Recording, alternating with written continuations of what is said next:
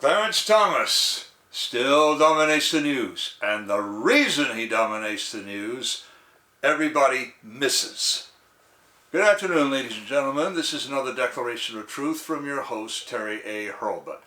Yes, today, Clarence Thomas, the senior member of the Supreme Court, has drawn a lot of attention, a lot of search engine attention. Breathless leftist journalists parsing the opinion in Dobbs versus Jackson Women's Health Organization lit on an interesting thing Thomas said in his concurrence, but they seem to have read only one thing, his mention of three particular precedents. Thomas would like to re-examine because they don't want him to re-examine them. They miss the reason he gave, which is a doctrine he seeks to destroy: substantive due process. Before I begin, I do want to shout out to the sponsor of this channel, which is Conservative News and Views. Link in the description. Be sure to check out the awesome CNAV Store. Scroll down near the bottom for that link. Lots of good merchandise there, including this t-shirt I'm wearing, the Trumpinator, saying, "I'll be back." All right, ladies and gentlemen, our layman's class in Constitution 101 will now come to order. Now, I've left a link in the description to the final opinion in the Dobbs case, because that contains Clarence Thomas, the full concurrence. You'll find that beginning at page 117. Then you'll find Brett Kavanaugh's concurrence beginning on page 124. As I talk today, I will cite both of these. Thomas sums up his concurrence this way, quote, "Substantive due process conflicts with the textual command and has harmed our country in many ways. Accordingly, we should eliminate it from our jurisprudence at the earliest opportunity," unquote, Clarence Thomas, who, by the way, has been saying that kind of thing for years. As he reminds us in his concurrence, the mainstream press quarrels with him because he names three specific precedents in which substantive due process played a role. These precedents are Griswold versus Connecticut, 1965, Lawrence versus Texas, 2003, and Obergefell versus Hodges, 2015. In all three, the Supreme Court declared fundamental new rights that have not been fundamental for most of American history. The court did the same thing in Roe versus Wade. Now that his colleague Sam Alito assembled a majority to overrule Roe, Thomas said in effect, "Let's take this opportunity to look again at these new rights and determine whether they are rights at all." Horrors! Cry leftist activists across the land. The Financial Times and the Texas Tribune give the calmest, most balanced assessment of the opinion and the reaction. Both quote experts in Supreme Court case law and offer perspective on Thomas' earlier dissents and now his majority opinions, as in New York State Rifle and Pistol versus Bruin, and concurrences, as in Dobbs. Both suggest that Thomas is trying to push the court into reversing many rulings in which the right takes offense, but they do not touch on Thomas' main objections to these precedents. The objection concerns substantive due process, the notion that the Supreme Court can create rights.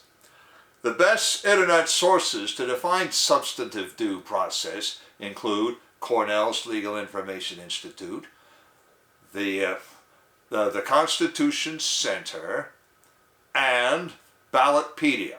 In addition to that, Wikipedia tries to pull together all these definitions and all the history of the use of substantive due process since shortly before the war between the states. As Nathan Chapman of the Constitution Center tells us, substantive due process is likely an oxymoron. Due process of law was never supposed to grant any substantive rights. It merely guaranteed that the government follow the law before depriving someone of his rights under it. Substantive due process effectively means that a person has certain rights so fundamental that he may never lose them by any process. People call substantive due process, call it that, because a court has used the due process clause of the Fifth Amendment, or beginning of Reconstruction, the 14th Amendment, to substantiate it.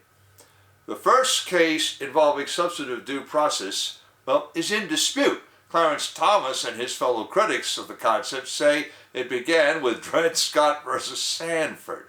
In point of fact, Roger Taney, writing for the court, specifically said that to recognize the slave Dred Scott as free for having set foot on free soil is to deprive Mr. Sanford of his property without due process of law. Advocates for the concept point to Bloomer versus McEwen, 1852, as the first substantive due process case. But the same Roger Taney who wrote for the court in Dred Scott did so in Bloomer as well. Furthermore, he made a due process argument there too. The war between the states put paid to the notion from Dred Scott that any person had a property interest in any other person. Immediately after the war, and for the rest of the century, the Supreme Court did not use substantive due process.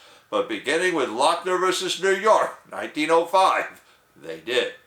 In that case, the court held that a law setting maximum working hours for bakers violated freedom of contract. The court essentially held that any person may contract with another and offer any terms he pleases. The only restraint on this was that each contracting party must own what he offers. In the Lochner case, a baker's time was his own to offer as he pleased.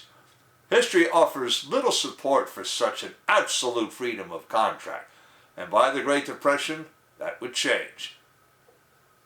Whether all the particulars of that change, for example, the Wagner Act, were good things, one can debate.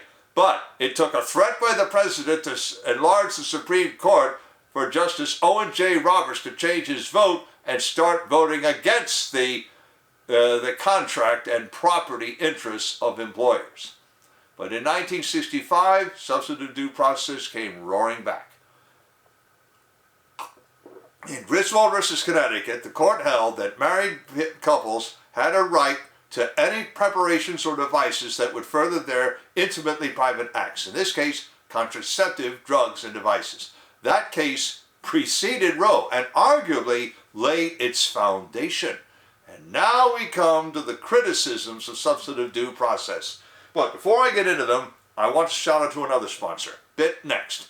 This is your replacement for Zoom, Slack, the Google G Suite, Microsoft Office 365, Dropbox, WeTransfer, and Chili Piper, among others.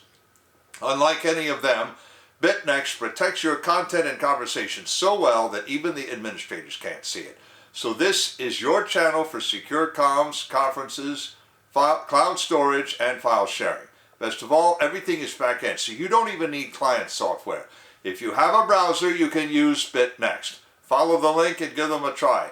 28 days free of charge, and you can't beat that with a stick. Now, on to those criticisms.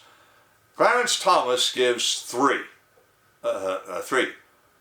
in his Dobbs concurrence. He holds, first, that the concept vests in a judge a power he ought not have.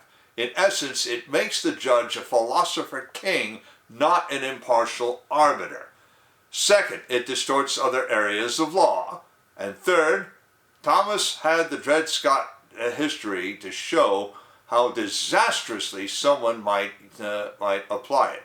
It may or may not have been the first application of the doctrine, but it is the case that started a war that nearly destroyed the United States as a civilization. Nathan Chapman gives his own objections. First, he objects to a court creating rights out of the whole cloth. Second, its history is relatively recent. In fact, the framers never mentioned it and likely had never heard or thought of the concept. Third, its use creates controversy, and Professor Chapman seems to think that a court ought to settle controversy, not create it. Chapman has a point. The first, or arguably second, use of the doctrine started a war. Then the second came close to turning the court into a political and periodically enlarging institution. Of course, the third set of uses started the culture war between the defenders and detractors of American religious culture. And now, I'm going to give you my criticism of the concept. First, an appellate court that can create rights can destroy them just as easily. Indeed, that's exactly what it has done throughout the history of its application.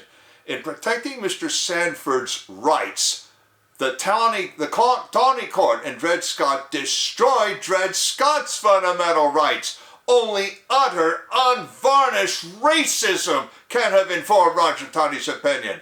Now, get this straight, everybody. There is not but one race, the human race. Scripture, especially Genesis chapter 10, makes that abundantly clear. And Roger Taney flew directly in the face of that, and he should have known better. Similarly, the right of a mother to end her pregnancy before term destroyed the rights of the baby she was carrying to live.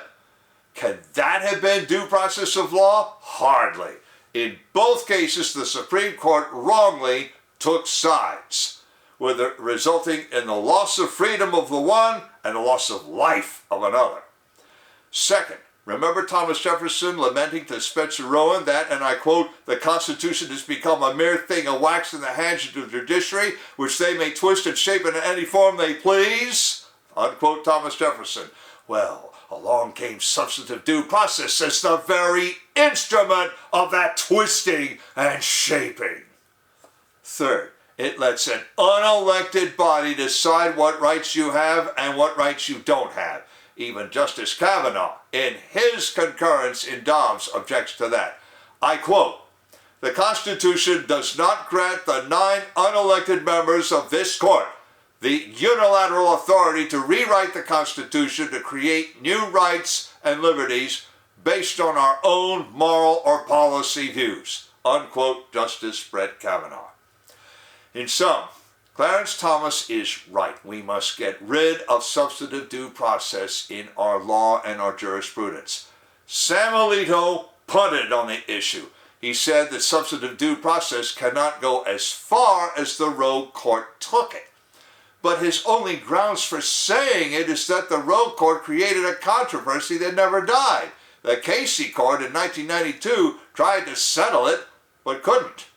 Thomas goes further. The doctrine itself is an invalid application of the court's appellate powers.